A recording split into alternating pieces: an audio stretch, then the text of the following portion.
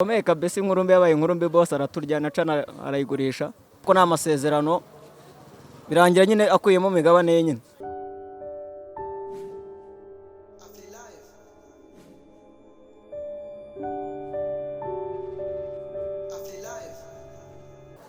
Alright, ni Free Life TV n'ubundi nkuko musanzwe mumenyereye aho tuba tugenda tubagezaho ibiganiro byinshi biba bigiye bitandukanye, tugenda tuganira n'abantu bamwe na bamwe, abantu baba baragiye bakora izina mu buryo bumwe cyangwa ubundi, baba baragiye bubaka izina mu buryo bumwe cyangwa ubundi. Tuganira n'abakinnyi ba sinema, tuganira n'abahanzi, tuganira n'abastari bagiye batandukanye. Aha ngaha rero duhuye n'umugabo nawe, reka atangira twibwira. Nitwe Tiene kuradusenge ariko muri sinema banyita Mugana. Muri sinema bakwita Mugana? Banyita Mugana. Mugana Etienne, iryo zina Mugana ryavuye he? Ryavuye kuri sinema twakinye yitwa Inkuru mbi, tutarahura n'ibibazo nyine boss ataraduteza ingaro. Uvuze ngo boss ataraduteza ingaro, bivuze ko ibintu byaje kugenda inkuru mbi koko yaje guhinduka mbi, boss abateza ingaro? Bikomeye kabisa inkuru mbi yabaye inkuru mbi, boss araturyana cana arayigurisha. Uturaho dutegereje undi muntu ufite gahunda ngo azadufate. Wagerageza ukamanuraho agapfukamunwa gato kugira ngo abantu wenda banakwibuke muri iyo sinema, kuko ubu ngubu twashyizemo distance, metero twayishyizemo, mikoro imeze neza. Ngo byaje kubagendekera gute? Bana boss nyine yaraturiye, hanyuma amafaranga yakuramo cano niba yarayigurishe niba yayikodesheje nuko twabyumvishije, birangiye atanaduhembye. Ariko nyine turaho dutegereje abandi bantu bafite gahunda baze badufata, abakinnyi bose barahari. Twongera ese nta masezerano mwari mufitanye n'uwo boss wanyu? Urebye nyine ni bya bindi abantu baba bashaka kugaragaza impano zabo, hanyuma twamukoreye nk'umuntu w'umuvandimwe, agafaranga gatangiye kuzamo kuko nta masezerano, birangira nyine akuyemo imigabane ye nyine. Hanyuma twiyambaza ubuyobozi nabo twandikirana nawe katwishyura, birangira atatwishyuye. Gusa nyine twankubigira intambara, iyo ufite impano uratuza. Kugeza ubu ngubu wowe nagira ngo hari akantu kamwe kagiye gatrendinga ahantu henshi hagiye hatandukanye, aho navuga ko ariko kantu abantu benshi bakumenyeho ugenda urangariye abakobwa ukagwa mu kiziba, niho muri iyo filime ngo Inkuru mbi? Oya kari agace k'agakomedi nyine nakinnye, hanyuma muri iyo filime Inkuru mbi kantu karimo na kantu gato bamfashe nagiye gutereta ndamoka. Bamfashe nagiye gutereta umukozi baramokesha ndamoka tu. Hanyuma wowe niyo timu yawe, ibyo bintu byo kumoka byari byanditse muri script cyangwa nagakoryo kawe nk'umukino? Bana nyine n'udukoryo tumba nifite tugenda muri nge. Rero buri ufite impano ukabona uyidevelopa nta kuntu utagaragaza ibikurimo. Wowe niyo timu yawe mwakoranaga, ubu ngubu mwese muri aho ngaho nta kintu muri gukora, muricaye gusa muri gupfa ubusa? Uretse umuntu umwe witwa Chantal, niwe ujya ugenda akabona ibiraka akagenda agakora, kuko n'ubundi rero batizina, abandi baratatanye bari hirya no hino, ariko umuntu abashaka yababona. Kugeza ubu twari dutuje nyine turimo turakora indi mirimo isanzwe. Turimo turakora indi mirimo isanzwe muri iki gihe cya corona. Navuga ko ari cyo gihe abanyempano bigaragaje sirtu nka sinema. Navuga ko wavuga ko sinema kugeza ubu ngubu yazamutse cyane kurenga n'umuziki. Ntago naba mbeshye muri iki gihe, kubera yuko abantu benshi bari bakeneye ibintu byo kuri YouTube ngo barebe, kandi sinema nyarwanda bari barimo bakora amafilime bagenda banyuza kuri YouTube. Mwebwe kuki mwafashe umwanya wo gutuza? Ese uwo mu boss wanyu niwe wari uri hano muri Rwamagana gusa ushobora kuba yabakoresha, mwe nta bundi bushobozi mwari kwishakamo ngo mube namwe mwakomeza gukora akazi mwari mwatangiye?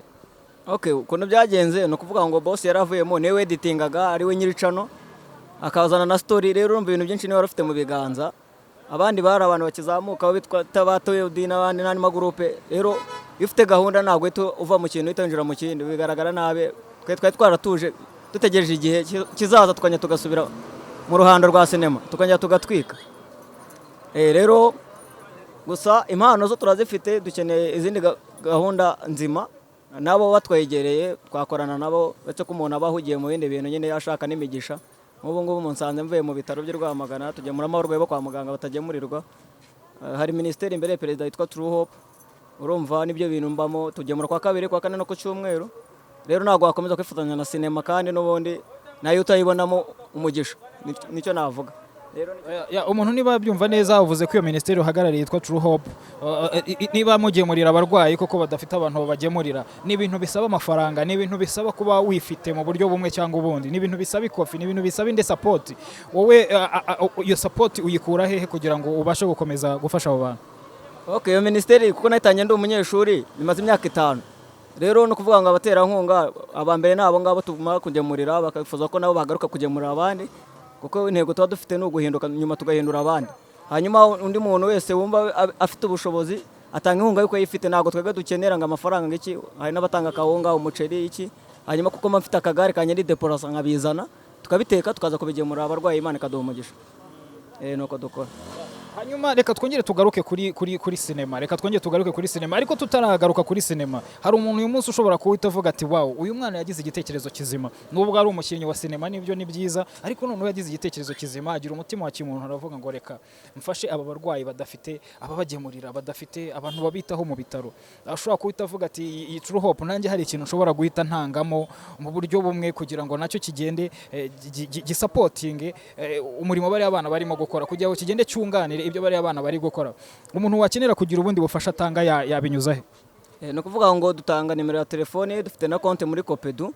mu ishami ry'i Rwamagana konte ni 599388 ishami rya Rwamagana Kopedu hanyuma ushaka gutanga n'inkunga kuri telefone nanga nimero ya telefone ni 078 03 56 46 Tigo ni 072 98 Prito 8398 Tigo ni 072 83 98 ugatanga iyo nkunga hanyuma iyo nimero Tigo nanyandikeho umbwira ko ushaka kumutera nkunga cyangwa umunyamuryango dufite groupe ebyiri kuri WhatsApp y'abanyamuryango mwadingamo y'abatera nkunga nayo ikajyamo umutera nkunga no mutanga inkunga ataboneka umunyamuryango ashobora gutanga inkunga akanaboneka rero bivuga ngo umuntu atanga inkunga y'icyo afite ushobora kuba uri mu Rwanda hanze y'igihugu anyway icyo utanga nyine gusarura ni ku Mana nta zindi nyungu runanga dutagatinze kandi no kubana ministeri itagitorero bagamiyeho harimo abakristo n'abantu badakijijwe buri wese ufite uwo mutima n'abayisilamu nabo turifatanye rero kuko ari n'igikorwa cyabo nta kuntu tukareka gukomeza gukorera Imana n'ubundi murabona ibi byorezo mukabona n'ibindi twese tuzi imyaka tumaze ku isi ariko nta n'umwe yasigaje rero ugomba kwibaza se ubundi mfuye niki nazagaragaza imbere y'Imana ese nakoze iki nibyo koko twarinejeje tujya muri sinema turatwika nkuko tubivuga ariko inyuma twese dufite urubanza rero Imana izatubaza icyo twakoze n'icyo yaduhaye icyo twamariye abandi rero muri ibyo ngibyo muri make twabonye muri sinema muri utwo duce twagenda duhabwa n'amakomedi ayo nabonye nongeye handi mfatanya n'abandi bavandimwe nyine urumva dusura abarwayi tugakora uwo murimo w'Imana kandi rwose nta nubwo dutegura guhagarika uwo murimo nubwo ibindi byakomeza n'izo mpano twajya tuzidevelopa numva ari ibyo ikirenze kuri ibyo ubwo abakunda sinema zanjye abavandimwe bansuye bazashaka nyine ahantu usubire muri sinema ntwike kabisa n'ibyo ngo bazashaka usubire muri sinema twike nibyo koko ariko hari akantu wakumbuje abantu utubwira ko wagiye gutereta bakakumukesha ukamuka we byibuze nk'umuntu wakoze kari agasene hari ukuntu wibuka na modu wari urimo iki wongera ukibutseho abantu ujya muri ya modu udukinireho kuri kari agasene kuriya wari urimo kumuka abantu bongere bahite bibuka ni ukuvuga ngo ukuntu byagenze gatuma turabyina hanyuma mabuja wanjye nyine ngo Gitumo nagiye gutereta umwana w'umukobwa njye baranga ngo we mbwana ngo nasoni tugufasha uri guteta nagamba baramabuja ngo okay ngo kujya mbabarenga muzamura amaboko ngo rimwe kabiri gatatu tumoke navuga oya uramuka nk'imbwa yo mu gasozi ngenda muka nk'imbwa yo mu mujyi atangira nuko byagenze imbwa zo mu mujyi nuko nkuko zimoka imbwa zo mu gasozi zimoka gute bana zimoka nabi zimoka nabi byahataye wangu uzi ko zimoka hanyuma se mwana wenda reka dukoreshe mwana kuko niryo zina abantu benshi bakumenyeho uyu munsi urebye muri sinema nyarwanda hari bamwe mu bo mwatangiranye mwiga ibintu bijyanye na sinema wasanga uyu munsi wenda hari abantu bajyaga bakubona batazi ko wanabyizeho uyu munsi urebye abanyeshuri muri bamwe mwatangiranye nibo bari muri filime ziri gutrendinga hano mu Rwanda navuga zifite amazina wowe biriya bintu bifata ute biriya bintu ni ibintu byiza urabona nka Shatani abantu bamuzi cyane muri filime ngo yabitwikaga yaroki yasobanuraga wanyibutsa hariya bahita gute Metre Nzovu ni ukuvuga ngo bariya ni abantu twagiye dukorana i Kigali ubu ngubu ari mu yo bita abapampe nayo yasobanuye na roki ho gato arongera arayireka rero ni ukuvuga ngo biriya bintu ni byiza icya mbere bitanga income ku kijyanye na finance y'umufuka ugatera imbere kabiri mpamya neza ko ubusinema nyarwanda itakijyamo ibirara n'imbobo nuko abantu babitekerezaga ujyamo umuntu wize kabiri uniyubashye ushobora kujya n'ikindi kintu akora rero abavandimwe bakomerezaho n'abandi twigiye gukorana imyitozo i Kigali ku Gikondo by Big Up, nshimira na Jay na Paro wadufashije, nawe ndacyamwibuka nyine umuvandimwe Paro. Rero nanabibona azamubwira ndabona mukumbuye kabisa. Hanyuma n'abandi bose twakoranye imyitozo mukomerezaho kabisa, nanjye ndirwamagana ndategereje, nemera ko ikintu cyose kigira igihe cyacyo. Ubwo nanjye igihe cyanye nikigera muzabona nzamunse twanyaguze. Hanyuma kugeza uyu munsi ngira ngo uvuze ni byiza koko, uvuze bamwe mu bakinnyi ba sinema nyarwanda barimo gutrendinga muri iyi minsi, bari mu mafilime arimo arahitinga, navuga ko ari yayoboye kugeza uyu munsi. Mwagiye mwiganye ibya sinema kugeza uyu munsi, nabo bahagaze neza, navuga ko wavuga ko u Rwanda rwose rumaze kubamenya ndetse no hanze, ntago yaba abeshye. Wowe wibereye hano i Rwamagana, ese nta gahunda waba ufite wowe yo kongera kugaruka ukongera ukabiyungaho kugira ngo mukomezanye umurimo mwatangiye? Okay, kuri ibintu bimeze impamvu nani Rwamagana, urumva iyo ministeri ninjye yubere perezida, nanjye yishakira abaterankunga n'abanyamuryango, isa nkaho imfunze, ariko mbonye ahantu nza gukina i Kigali nkongera ngideprosa, ntabikora nkaza nkakina nkongera ngataha. Ibintu byose muri isi dusigaye tureba time n'amafaranga, bivuga ngo mbonye team ifite gahunda nkaza bakansinyisha kontara nkajya nje gukina ngasubira mu mirimo yanjye, ndi tayari kugaruka muri sinema nyarwanda. Na comedy zo rwose zindi mu maraso ntago nshakisha. Komedi zindi mu maraso ntago nshakisha. Umuntu ashobora guhita avuga ariko se ubu mwana ntarimo arikinara, dukubitire nk'akantu k'agakomedi aho ngaho abantu bahita bavuga ariko wa musore koko afite impano, wamushoramo ikofi. Oya nta n'impamvu yo kunshoramo ikofi, ubundi wowe ureba no kuntu umuntu asa. Urumva physical appearance yonyine kurura umuntu, urumva ubundi ubwiza nta kindi. Urabona nk'uyu mukobwa ntago bamubwira ngo ngaze dukundane ngabyange, icyambere ni ikintu cy'ukuri mu bundi niko gaciro, urumva. Uravuze ngo uri mwiza ntago oya none se wundi wabyanga ubwiza bw'umusore si amafaranga sobizi aho none kandi amafaranga hari nagavuga amafaranga ubundi iyo bwarivugira rero iyo afite nta nubwo rinda riroroha nyine uzasabe umuntu akuzana itafari rihiye yariteka rikaza ryahiye kandi si nibyo gusa ubundi hari ibintu tugomba kumenya iki kinyejana turimo, hari ukubura isi ukabura n'amafaranga ukabura n'Imana, basi tuzabone kimwe. Niyo nama nabagira abakobwa. Rero nsoza ndimo ndasaba abantu bakomeze birinde no corona, iki cyorezo kirahari kandi biri serious. Abantu bambara gupfukamunwa neza, kabiri bajye bashyiramo metero, gatatu mwitondere umwaka wa 2021. Umuntu wese wizera Imana asenge kuko ibintu ntabwo byoroshye. Hari umuntu umwe kumva ejo bundi avuga ngo akakaje kari nk'umweyo, rero bagiye gukurikiyeho rakirete, nyuma rakirete razitorosho kubera ko Imana ntago yari mu Sodoma na Gomora, ntago twege zaturebera izuba.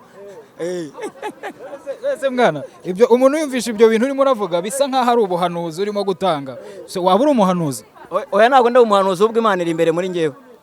Bivuga ngo ubundi se ufite Imana ushaka kubona umuhanuzi, buretse ko ijambo ry'Imana rivuga ngo nituguma mu ijambo ry'Imana nayo izaguma muri twe, kandi ukuvuga ngo Imana nta kindi gihe na kimwe itanze kugishurira abantu bayo. Ubuse ntago mwumvisha amakuru murebe iri mu Bwongereza, noneho nyuma y'iyi corona ikirantire kigiye kuza, ikira cyorezo kindi kitarabonerwa izina kiri mu Bwongereza nyine, ariko niko nabyumvishe. Ariko dutegure tugume mu nzu, tuve mu nsengero, kubera ko veya bonane ntabyo kurara tubyina reka no gusengera mu ngo. Uravuze ngo abantu bakomeze basengere mu mutima? Ubundi umukristo ni wo mu mutima, ntago ari wo mu idini. Rero kugira ubu umukristo wo mu idini runaka waba mu mutima, ubundi ukizera Yesu umwami n'umukiza, n'undi nakizera Muhammad, icyangombwa twese tuzahora ku Mana mu ijuru. Rero ndumva nasoza nshimira abantu bose bari muri sinema nyarwanda, by'umwihariko n'ubuyobozi bwacu bw'igihugu komeze kudufasha komeza kwirinda. Ikindi nshishikariza urubyiruko tugerageze nyine dukorera Imana mu gihe tukiri urubyiruko. Murakoze. Yes, arakoze cyane mwana. Rero nawe tuba tumuguye Gitumo gutya hano i Rwamagana, twagiye muri Iburasirazuba mu karere ka Rwamagana. Ahangaha twabwiye ko tuzajya tubagerera ahantu hose hashoboka igihugu, mu turere twose tw'igihugu tugomba kugeraho tukabagezaho ibiganiro bigiye bitandukanye nkuko twabibijeje. N'ubundi komeza ukurikire Afri Live TV, nge na DJ Mubera, stay in touch.